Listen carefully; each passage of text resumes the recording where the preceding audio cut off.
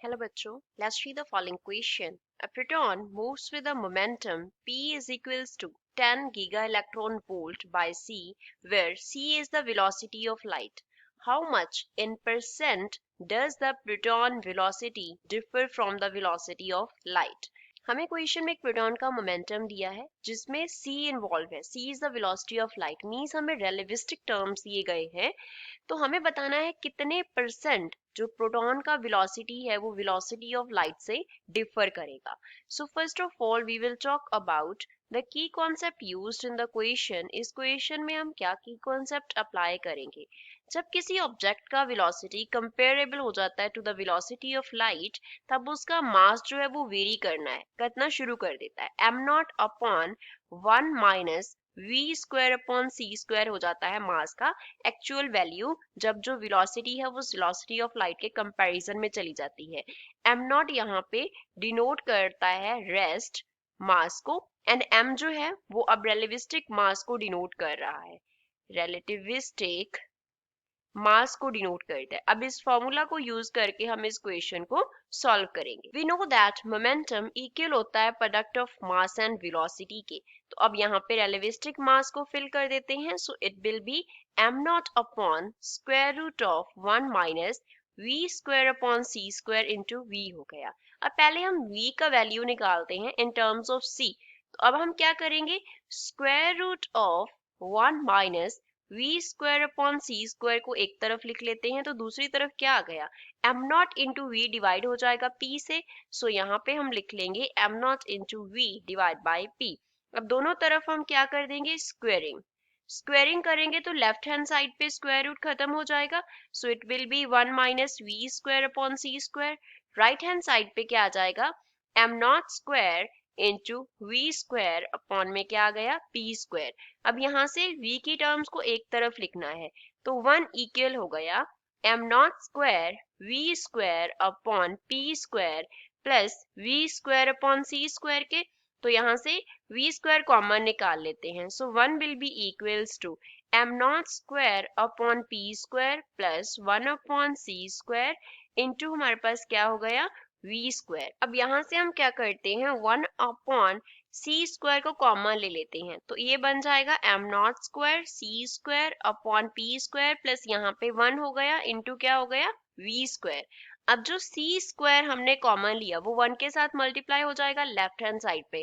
तो हमारे पास क्या आ गया, c square is equals to bracket में रह गया m not square c square upon p square plus 1 into v square, which means v square equal होगा c square upon square root of m naught square, यहाँ पे square root नहीं है, m naught square c square upon p square plus 1 के.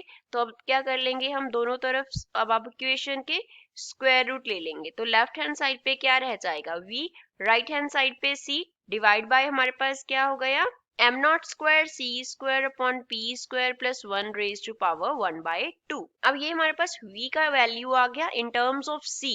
तो हमें निकालना है कितना डिफर करेगा इसका स्पीड ऑफ लाइट से, इन परसेंटेज निकालना है. तो हम c पॉन v पॉन क्या करेंगे, c यूज करेंगे एंड मल्टीप्लाई ये किससे होगा, 100 से होगा. सो इसको हम और क्या लिख सकते हैं, we can write, answer percentage में आएगा, we can write c upon c minus v upon c into हम क्या लिख लेंगे, 100 लिख लेंगे. So this will be equals to 1 upon v 1 minus v upon c into 100 हो गया. So this is equals to 1 minus 1 upon c.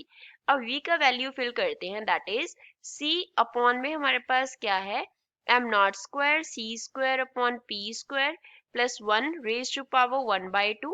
ये v का वैल्यू हो गया हमारे पास, और इस सारी टर्म को हम क्या कर रहे हैं, मल्टीप्लाई कर रहे हैं विद 100. तो ये हो गया हमारे पास.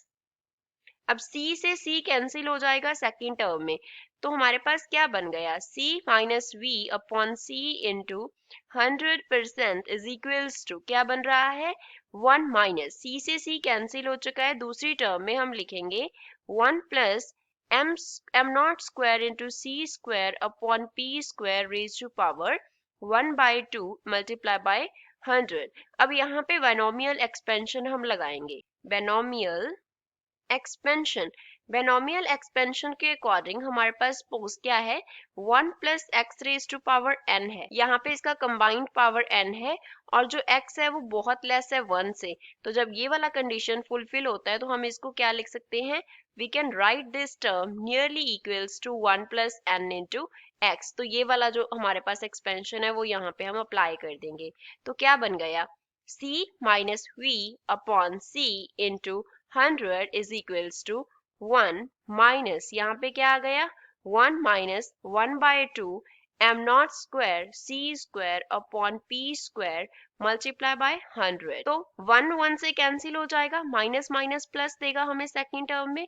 तो कितना हमारे पास डिफरेंस है सी v का c से इन परसेंटेज की फॉर्म में जब हम निकालें, so the difference is 1 by 2 M not square C square upon P square multiply by 100%। तो इतना जो है परसेंटेज की फॉर्म में वो वेलोसिटी ऑफ लाइट से डिफर करता है।